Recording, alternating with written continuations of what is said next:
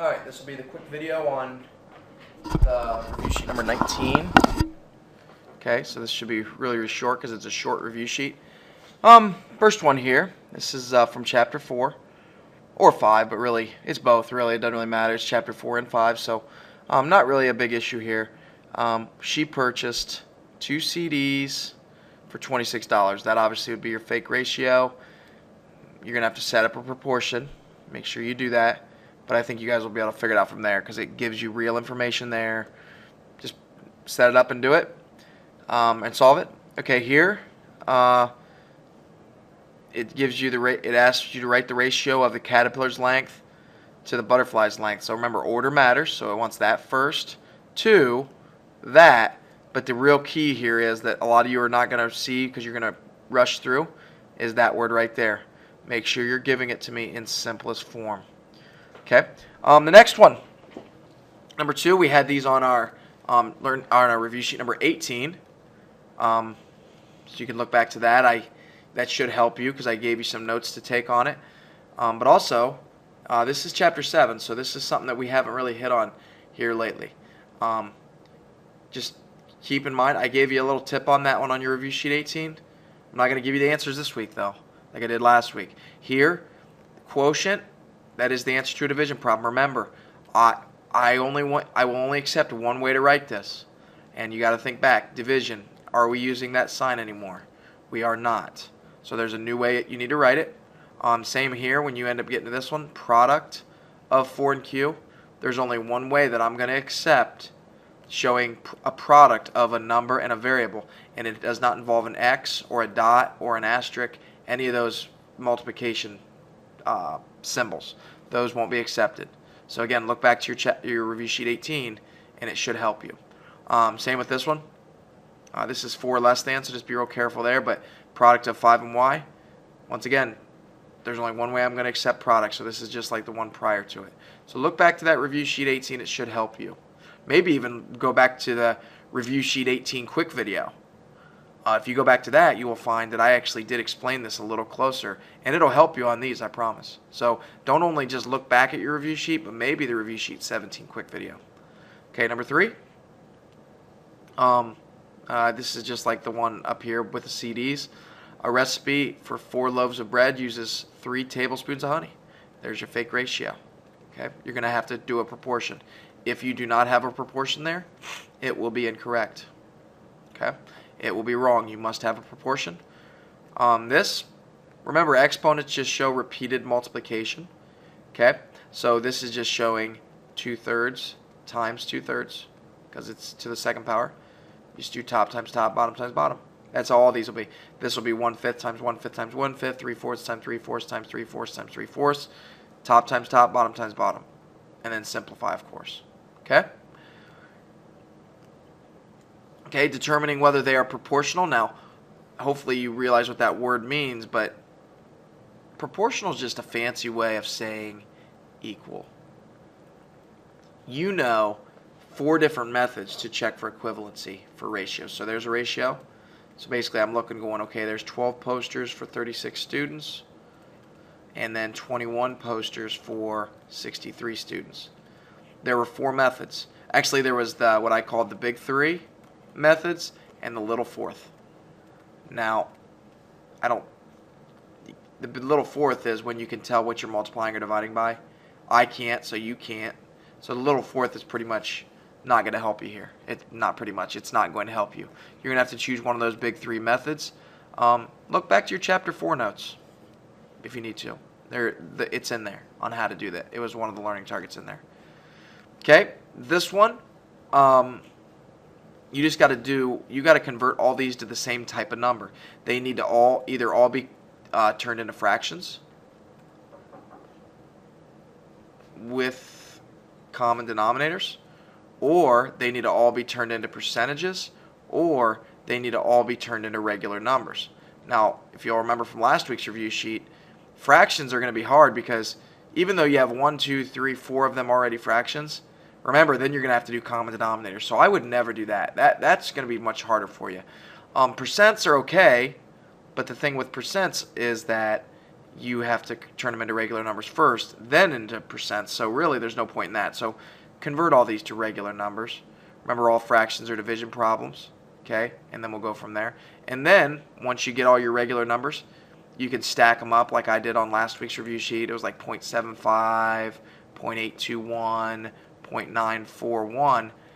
These aren't the right numbers, by the way, but I'm just showing you. And then you would work your way from left to right to see what's largest, starting in your tenths, then your hundreds, then your thousands. Okay?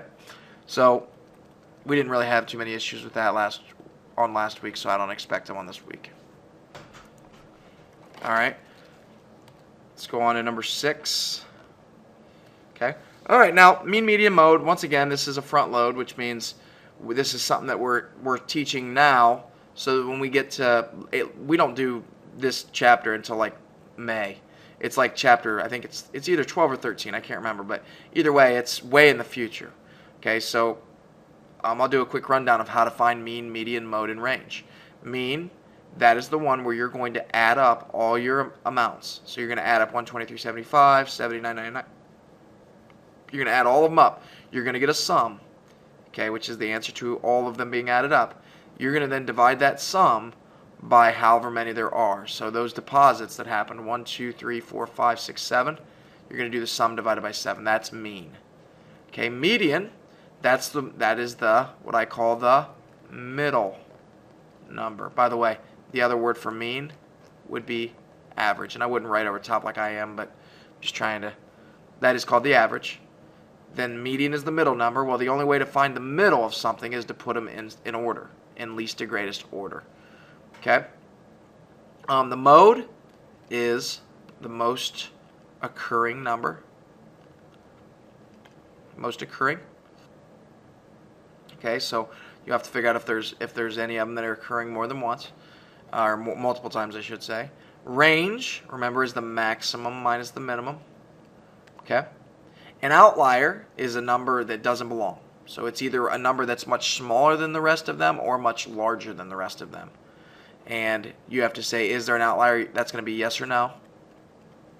And if so, if it's yes, then what is the outliers? We'll go there. Okay, so pretty easy there. Most occurring, middle number, and then the average is when you add them all up and divide by however many there are. Okay. Strip diagrams. This is learning target number 4 of chapter 6, the current chapter we're in. Hopefully you're good there. Look back in learning target 4 notes if you're struggling. Just keep in mind that your strip diagram can only be cut into certain amounts. So since it's 80%, you're probably going to want to cut this into 5 sections of 20%. Okay? 20, 20, 20, 20, 20. Now we know the whole strip represents 100%. Okay? What you need to figure out, though, is if 460, and I'm not going to tell you this, I want you guys to think about it, is the whole thing 460 or is just a part of it? Okay, that's what the real question is. Is 460 just like a part of the strip, or is it going to represent the whole thing? Is that 100% of the fees that she needs? Cameron saved 460 to pay her club fees. This is 80% of the amount she needs to play. So you have to ask yourself, it's asking for total. Is that 460 representing the total, or is it representing just part of it? Okay. Obviously, after that, you need to probably check with a proportion.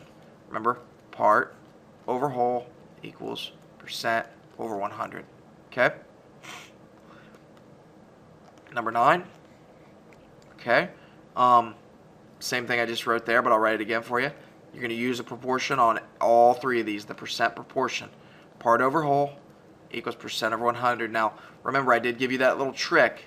And I'm not a big on tricks, but the trick does help on some of these. Can get kind of confusing. The word is will help you be able to identify the part. The word of will help you identify the whole. Okay? All right. So make sure you do 3 proportions there. Okay? And this is learning target number 3, or it's 5, 6, and 7. It's 5, 6, and 7 of chapter 6. If you want to look back to those, but I think you guys think those are pretty easy.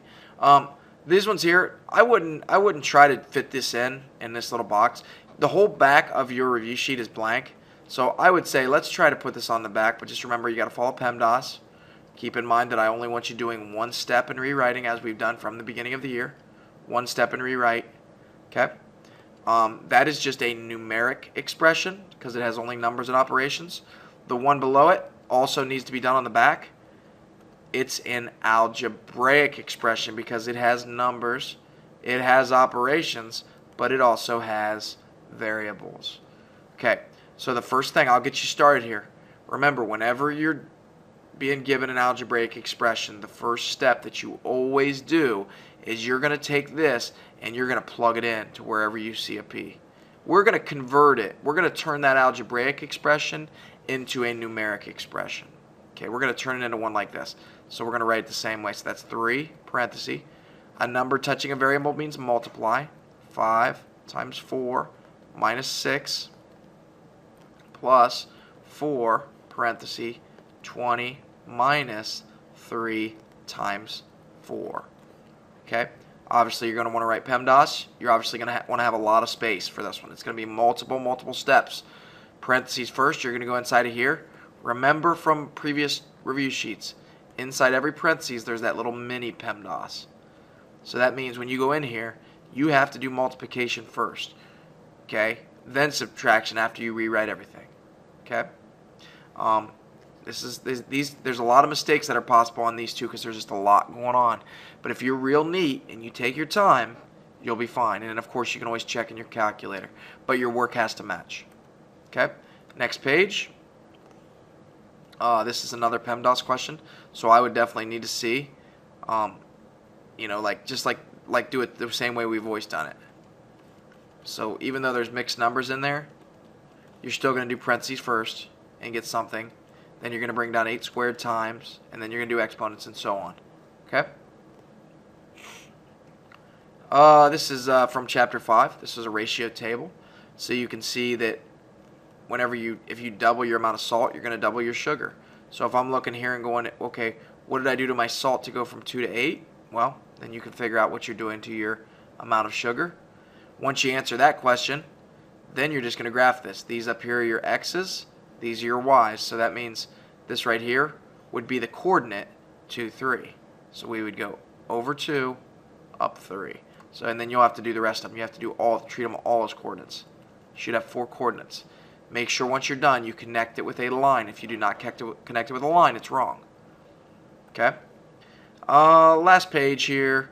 This one, we've had ones like this in the past. I'm going to need to see 4 proportions on this, for sure.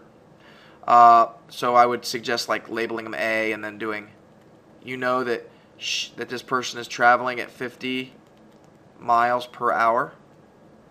And the way I always did it, you can do it multiple ways. The way I did it is I always just picked I either put 700 there or I put 10 there. So if I put 10 there, then I could look and say, oh, well, what am I doing to my number of hours? Multiply by 10. So that would mean I would travel 500 miles in that 10 hours. So obviously that's not true. Okay? The other way you could do it is you could take the two ratios, 50 miles in 1 hour, and you could take the ratio 700 miles in 10 hours, and then you could do those big 3 methods that we talked about, big 3. You could use cross products, you could divide them, you could simplify them. If they don't give you the same, then you know it's no. So either way is cool there. I don't care how you do it, but either way it's like a proportion, I guess. This one's really not. It's more just checking for equivalency, but same difference. I don't care how you do it as long as you have the 4 proportions. This question right here, is going to be your fake ratio, and you can see that it's giving you per day. So that right there would be a unit rate. So I would absolutely need to see a proportion there, and I would need to see a proportion there. So on this one, I would need to see 2 proportions to find your answer. And if you don't, it's going to be incorrect. Okay? But that up there is obviously your fake ratio. Okay, down here, I'm not going to help you too much on this one because we had this exact question on last week's review sheet, only it's asking for the y coordinate, not the x coordinate. So the x coordinate, remember, was the horizontal one, so we went over to negative 3.5. That was the x coordinate. okay? But now we're doing the Y, which is the vertical. So you just basically need to think how far do you need to go up to get to W if you're plotting it. That's your answer, okay? So hopefully this helped, but use last week's review sheet a lot on this one. See ya.